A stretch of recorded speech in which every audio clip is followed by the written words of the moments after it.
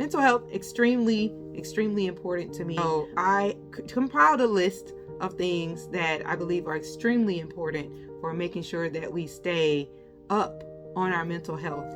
And all right, I just found out that this month, May, is Mental Health Awareness Month. I just found that out yesterday. Today is the 21st of May. Why did I just find that out on the 20th? Anyway, once I found it out, of course, I had to do a piece about it. I have been through too much.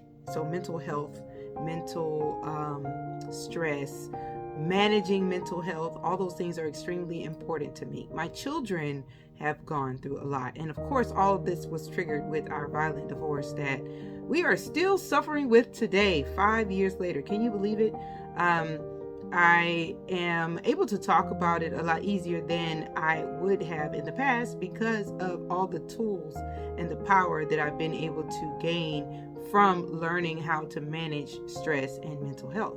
So when you go from a life of, a stable lifestyle to the violence and the things that were put in and imparted on us, the legal system, the financial stress and strain, all those things, the police, those are a lot of serious things that were coming in all at once. I remember feeling like the story of Job at one point. I mean, it was like, this is happening, that's happening. Okay, why are we doing all of this at once? And unfortunately, the children, they went through a lot too. So mental health, very important to me. So my piece is about mental health awareness, but also management. With the standpoint of domestic abuse, the challenges are that people don't see it. And this morning, I woke up with a very physical feeling of stress in my body, on my mind, in my stomach. Y'all know that feeling when it's in your stomach and it's like, oh, that anxiety.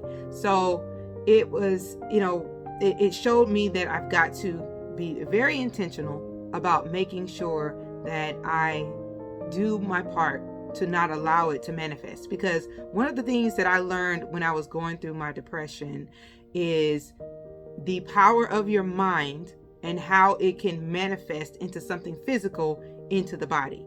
I remind people I'm 20 pounds heavier now than I was when I lost my weight back then. So I had swollen lymph nodes. I had lost all that weight rapidly, and all of that is because of the depression and the anxiety and all of the court that was constantly coming. My ex was not letting up, the jail time, the police, all of those scary things that were happening to me and my kids. So right now, for me to wake up today, this is after learning how to manage things.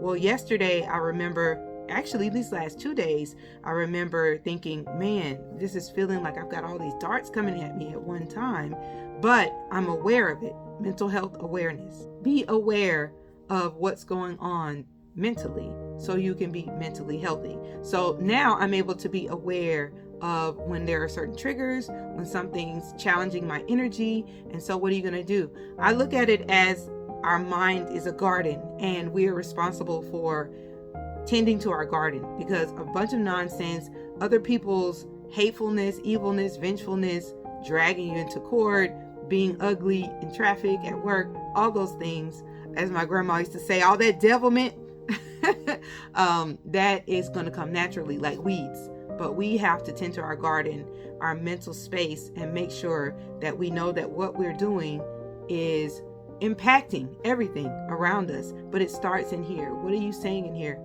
And so mental health awareness, very near and dear to my heart. It affects us all.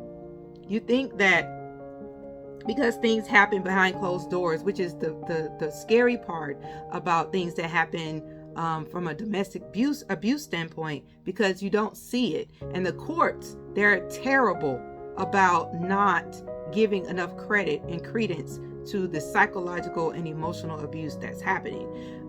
Even CPS cases, when my children were going to their dad's house and they were coming back and telling me about the rats and the roaches and the filth being locked in their rooms, CPS didn't care. They didn't do anything about it. Those are things that are not taken into account into court enough. and the mental and psychological abuse, you don't have a black eye, you don't have a broken arm, people aren't paying attention to what's going on with the mind. And the mind controls everything. I just told y'all how I lost all that weight, swollen lymph nodes, just because of what I was going through in court. And so obviously the things that I was going through in court were very heavy and stressful, but you have to think about, what is stress? Stress is up here. It's something you cannot touch. It's something you cannot see until it manifests into the body. So it all starts with how we think. So what are we doing about our health mentally? So mental health, extremely, extremely important to me. I want you to make sure that you do everything you can to be aware, to help those out that you notice are going through different changes, because just because you can't see the bruises or the broken arms, sometimes it'll manifest itself in tears, but how many of us cry behind closed doors and we don't want anyone to see what we're going through in person? So mental health is extremely important. It doesn't get enough credence, and we have to make sure that we do our part to give ourselves the tools that we need when other things are happening that will drag us down. Pay attention to your energy. You'll notice when your energy is off. I remember when I was suffering through my depression, that lasted for a while. I would say it was I'm thinking of it right now, about a year span of just this descent. But I remember when I was at my low point, it was a cold night in December, literally. And I remember saying, Erica, you cannot stay here. You got to get up. You cannot stay here or you will not survive. So picking myself up, I distinctively remember that point. So the tools that I've gained from that point on, my circumstances haven't really changed that much. There's still the constant, my ex is still constantly trying to put me in jail. I still have court costs, fees, thousands of dollars, all kinds of problems that are still coming at me. People aren't doing what they say they're going to do sometimes. But the joy and the energy that I get comes out of maintaining the mental health. So, like I said, today I woke up with it heavy on me, and that's a physical manifestation. The headache was starting to come. It was in my stomach. I was like, nope, we can't do that. So what are we going to do? So I compiled a list of things that I believe are extremely important for making sure that we stay up on our mental health. So the tools that I have to maintain the mind garden, and they are written in my blog post that is attached, but input your positive words. Make sure that you understand negative thoughts and images are going to come on their own. It's your job to input the tools and the things you have to counter that negative energy and the things that try to throw you off balance. Watch your self-talk. Watch the words that you say in your mind that nobody else can hear. And your body is always listening. So pay attention to what you're saying here and what you speak out. Avoid negative energy and people. Protect your positive energy at all times. Create a list of things that make you happy and do it. It does no good to have the list if you're not going to do it when you're feeling down, or just to maintenance, right? You don't have to wait until things are all the way down. Create a playlist of music that uplifts you and makes you happy. Music has an impeccable, incredible energy in it, and power and ability to turn things around so quickly. Practice gratitude, extremely important. I do have a gratitude journal sheet that I've created if you need help with this. But practice gratitude, write down things that you're grateful for, and stay on top of gratitude. Remind yourself of how many things, no matter how small you think they are, it could always get worse. So practice gratitude. It has an instant way of being a mood booster and reminding us, girl, wipe your face, as Rachel Hosloff, I can't think of how to say her last name. You want to practice gratitude all the time. Breathe, your breath work. Getting oxygen into your body has even scientific benefits of regrounding you. And before we even talk about the mindfulness journey and the meditation you can go on, breathe. Go outside, let the sunshine wash away and give you that natural energy. Okay, wash away the energy you don't like. Take a walk, go outside, and let nature do its job. Write down your thoughts and feelings. You have no idea how good journaling can be for you. It's like an in-house therapist. You're trying to figure something out, or something's bothering you, you start journaling it, and all of a sudden it starts coming to you. So that's amazing. It's an amazing quality that you have inside of you that you probably don't even know yet.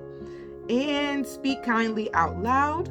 Make sure that, like I said, the words you say here, it starts here, but also, what are you saying? Your body is listening to all of those.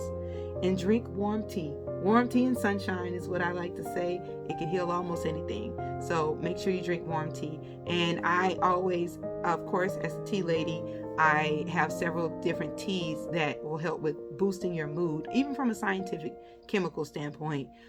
So input the right things that you need to make sure you get what you need. So anyway, I just wanted to make sure I did my part to shout out to the awareness of mental health, because sometimes people are suffering behind closed doors. And like I said, it affects us as a community.